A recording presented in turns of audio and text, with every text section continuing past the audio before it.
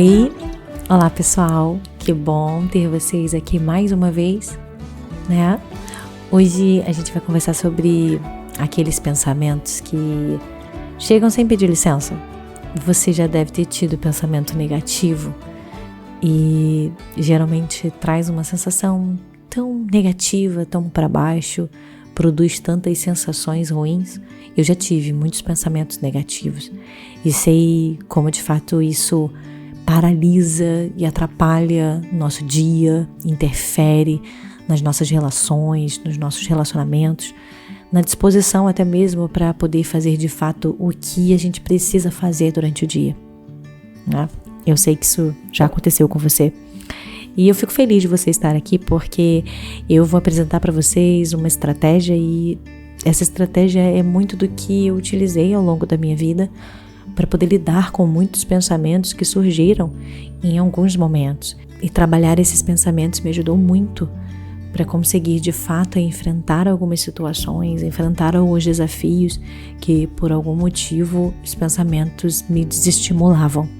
Então, quando pensamentos negativos acabam surgindo, eles têm um potencial, né?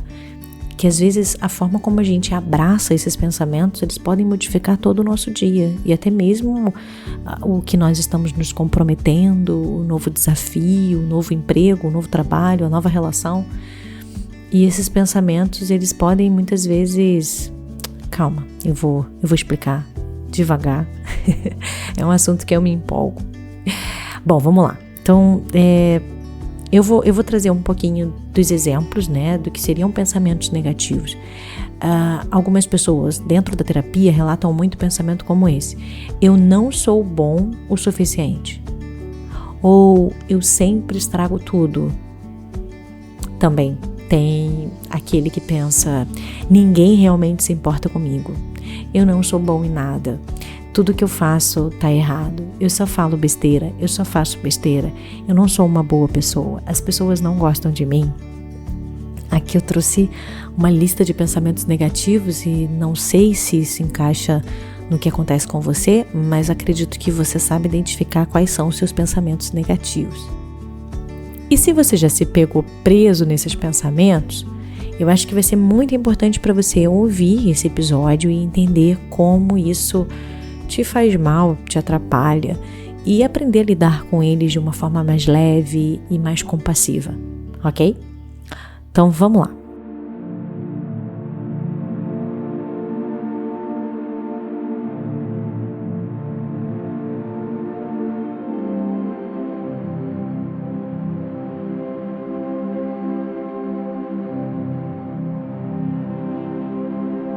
Primeiro eu preciso te dizer uma coisa assim, que eu acho que é muito, muito importante.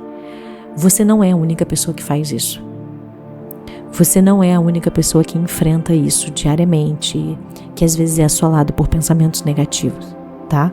Existem muitas pessoas que enfrentam isso diariamente. Então, assim, você não é diferente, você não é uma pessoa que recebeu apenas isso na sua vida, não. Isso faz parte, e você vai entender por que isso faz parte da sua vida, ok? Porque assim, os pensamentos negativos, eles são aquelas frases que surgem na sua mente de uma forma automática. É como se você não tivesse muito controle, e de fato você não tem controle sobre os seus pensamentos, né? Então eles não pedem licença, eles não, opa, vou chegar aqui, posso? Não acontece isso.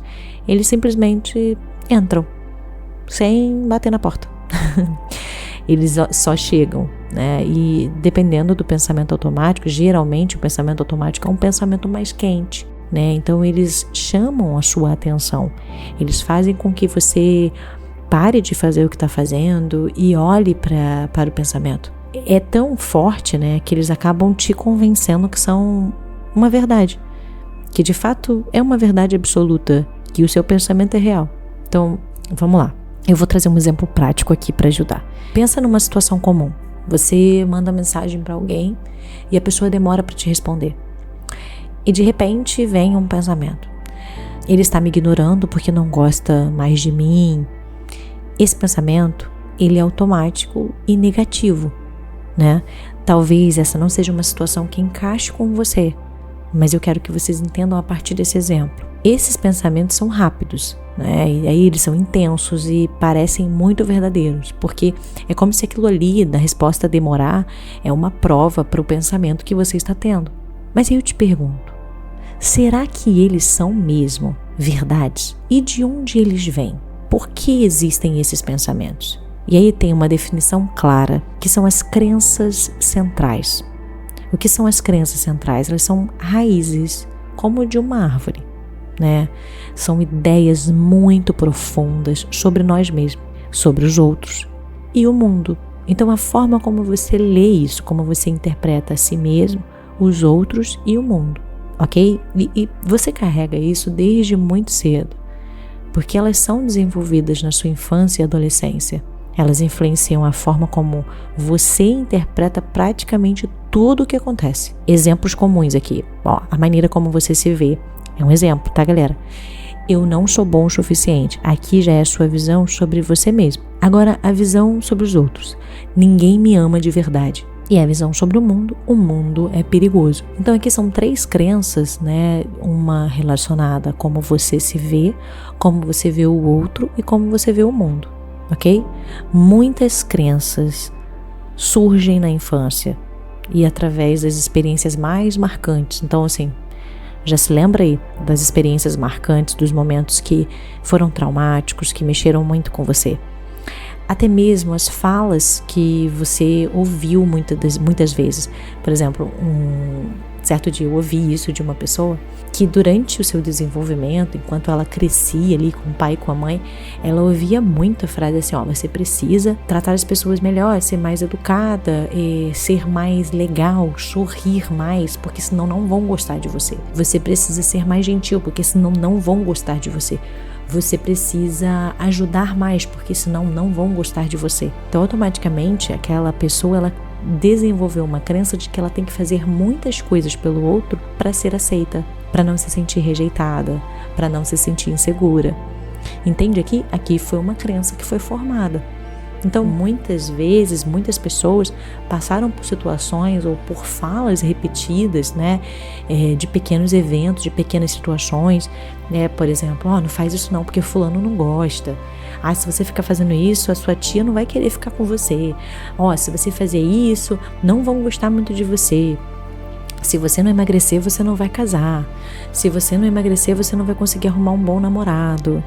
E aí, isso aqui já abre um leque até mais extenso, mais profundo, mas de fato, nesses momentos, muitas pessoas acabam desenvolvendo crenças muito fortes sobre si mesmo a partir dessa construção do ambiente. Ok? Ficou claro, gente? E aí, assim, uma metáfora para poder simplificar, e eu gosto sempre de trazer uma metáfora, pensa nas crenças como um óculos que você usa o tempo todo. Se a lente desse óculos estiver manchada com uma frase, eu sou um fracasso, qualquer situação que você for olhar ou que você for perceber, confirma isso. É como se você olhasse para as situações a partir dessa lente, a partir do que está escrito nessa lente, do que essa lente transmite para você.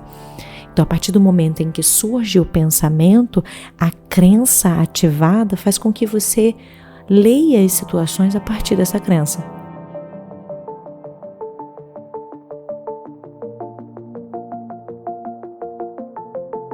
Se ficou difícil, vai ficar mais claro daqui a pouquinho, tá bom? Porque é extenso, né? E intenso ao mesmo tempo, porque nós estamos falando de emoções e de histórias da sua vida, de coisas que você enfrentou, de coisas que você passou, de momentos que foram marcantes. Não é muito fácil isso, não é muito simples ter que lidar com isso. Existem pessoas, e até em terapia eu tenho contato com pessoas que têm muita dificuldade de falar dos eventos traumáticos. Só que esses eventos traumáticos, eles trazem ali muitos pontos assim, importantes sobre a sua vida, sobre como você vê o mundo, como você percebe a si mesmo, como você percebe os outros. Então, os traumas, eles interferem, eles modulam a sua personalidade desenvolvida ali na infância e na adolescência. Então, a partir disso, você aprende muitas coisas de como ler o mundo, de como ver as coisas, de como analisar as situações. E como que você aprende isso? A partir do seu ambiente, das experiências vivenciadas. E nós estamos falando de pessoas que vivenciam ali na infância e na adolescência sem maturidade. Então elas aprendem a partir do que elas entendem ali do cenário. As nossas crenças, elas funcionam como um filtro. Então imagina que você está em uma reunião, e aí já vai um exemplo que ajuda aqui também.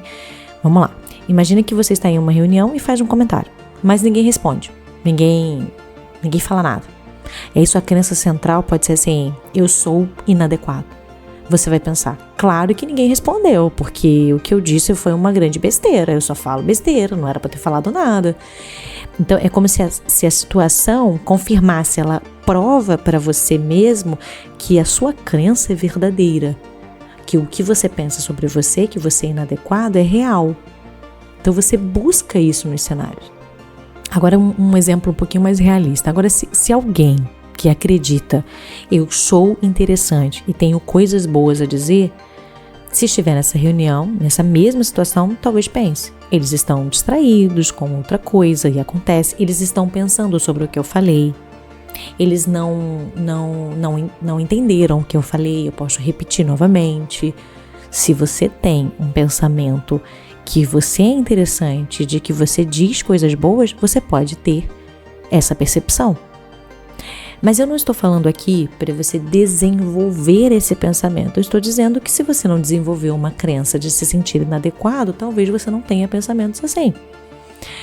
Então percebe que a mesma situação pode ser interpretada de formas diferentes. E isso, gente, para todas as coisas. O que você vivencia não significa que a sua interpretação é a certa ou que está errada, mas é a forma como você interpreta as situações. E a forma como você interpreta as situações tem a ver com a sua história de vida. E isso é muito importante de você entender. Porque às vezes algumas discussões, alguns problemas em conflitos de relacionamentos estão muito pautados na percepção que você tem. Você olha para a situação e diz, isso é assim, assim, assim. E a outra pessoa, não, isso é assim, assim, assim.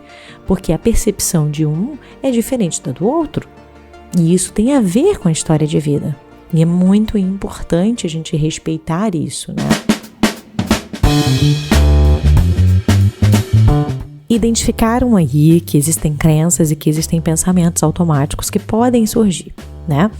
E eu vou trazer para vocês uma estratégia para lidar com esses pensamentos negativos, ok? Então, o primeiro passo, perceba o pensamento negativo.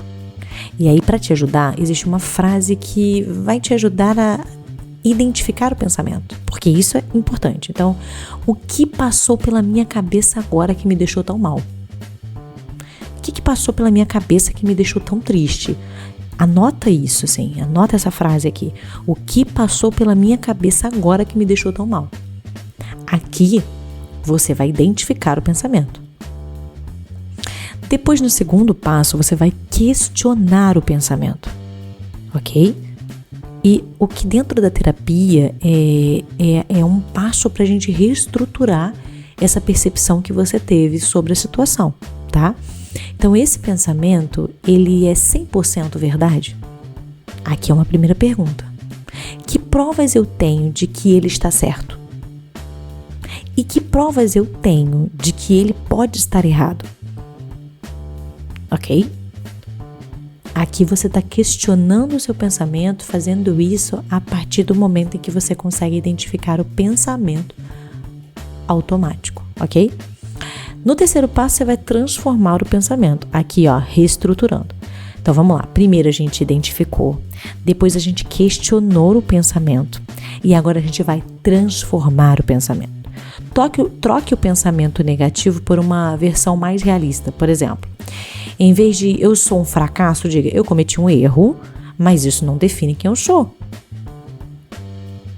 Ok? Eu sou completamente inadequado. Eu errei, eu posso não ter me expressado da melhor forma, mas não significa que eu sou uma pessoa inadequada. Ok? Quarto passo, autocompaixão. Eu sempre vou trazer isso, porque eu sei que muitos dos meus ouvintes são pessoas que se cobram demais. Então fale com você mesmo como você falaria com um amigo querido. Se um amigo chegasse para você dizendo, eu sou um fracasso, você não iria embasar isso. Você fala, você é um fracasso mesmo. cara, você é uma pessoa que precisa desistir. Você não faria isso. Provavelmente você usaria as melhores palavras e diria a ele, você não é um fracasso, que isso? Você é uma ótima pessoa, você está olhando de uma maneira equivocada. Você iria tentar tratar aquela pessoa de uma maneira mais leve, fazendo com que ela consiga perceber o cenário de um ponto de vista diferente, concorda? Bom, agora, para a gente poder estruturar isso um pouco melhor, eu vou te ajudar nisso. Eu queria que você pensasse em um pensamento negativo que você teve recentemente. Qualquer pensamento. Pensa aí. Um pensamento que te fez mal, que te deixou para baixo. Anote esse pensamento. Pode digitar no seu celular, se você estiver ouvindo pelo celular. Pode anotar num bloco. Anote o pensamento. Vamos fazer o exercício juntinhos aqui. Agora que você conseguiu identificar o seu pensamento, você vai questionar esse pensamento. Esse pensamento é 100% verdade? Responda. Que provas eu tenho que ele está certo? Gente, quando eu digo provas, eu estou falando de provas concretas, não de achismo, tá? De provas concretas. Responda isso. Que provas eu tenho de que ele está certo? E que provas eu tenho de que ele pode estar errado? Responda essas perguntas. Se você quiser escrever, vai ajudar também. No terceiro passo, a gente tem que transformar o pensamento. Então, olhe para o pensamento e tente pensar nele de uma forma diferente. E aí, lembra daquela estratégia de agir com autocompaixão? Então, mude a maneira. Modifique a maneira. De uma maneira mais real, mais realista. Conclua esse momento tratando a si mesmo de uma maneira mais compassiva, como você faz com um amigo. Bom, essa é uma boa estratégia e que ajuda de fato a você lidar com esses pensamentos. E eu falei aqui sobre provas, né, sobre provas concretas, e aí eu vou tentar trazer de uma maneira que vai ajudar ainda mais vocês. Quando você tem um pensamento negativo, quando você questiona, né, e uma pergunta muito boa para questionar é: qual é a evidência de que esse pensamento é verdadeiro? Qual prova eu tenho que esse pensamento é verdadeiro? Imagine que você está diante de um júri e você precisa apresentar as provas. E aí seu pensamento negativo automático é: eu acho que essa pessoa, fulano, não gosta de mim. E aí você está diante do júri. Qual é a prova que você tem? E aí você pega e fala assim: a prova que eu tenho é porque a pessoa olhou assim e assim pra mim. Ou então a prova que eu tenho é porque a pessoa não falou direito comigo. Isso não é prova. Isso é você estar interpretando o comportamento do outro e concluindo que diz ou que significa algo pra você. A prova que você pode ter sobre se fulano não gosta de você é se ele te disse isso: eu não gosto de você. Aí você tem uma prova para apresentar para o seu júri. Mas porque você acha, isso não é prova. Então aqui você já invalida o seu pensamento. Ok? Faz sentido? Bom, que bom. Gente, hoje nós falamos sobre pensamento negativo e como eles surgem das crenças centrais e como podemos lidar com ele de uma forma mais leve e compassiva. Eu espero de coração que esse episódio tenha feito sentido para você. Eu sei e eu vejo todos os dias, quando eu faço atendimento, o quanto esses pensamentos negativos paralisam, desestimulam, atrapalham a jornada, atrapalham todos os desafios e a tudo que você se compromete. Então, se você ouviu esse episódio e se fez sentido, não escute uma vez só. Escute mais de uma vez, escute muitas vezes, se possível, para que isso faça sentido para você e que você consiga modificar este comportamento. Porque acreditar nesses pensamentos negativos não te ajudam e não fazem você se sentir melhor ou uma pessoa com mais disposição para enfrentar as situações. Muito pelo contrário. Ok? Você merece falar consigo mesmo com gentileza. Você merece olhar a si mesmo com mais compaixão. E, acima de tudo, você merece viver com mais leveza. Ok? Ok? Se esse episódio fez sentido para você, compartilhe com alguém que precisa ouvir isso. E eu tenho certeza que você conhece alguém que tem muitos pensamentos negativos. Eu vou adorar saber o que você achou desse episódio, o que você entendeu, o que foi bom, o que te ajudou e o que não te ajudou. Me fala, é muito importante esse feedback. Ok? E aí, só para você ter ciência disso mais uma vez, você não está sozinho. Isso não acontece só com você. E cada pequeno passo conta. Aquele 1% que você faz te fará toda a diferença. Ok? Bom, tchau, tchau, pessoal. Até o próximo episódio.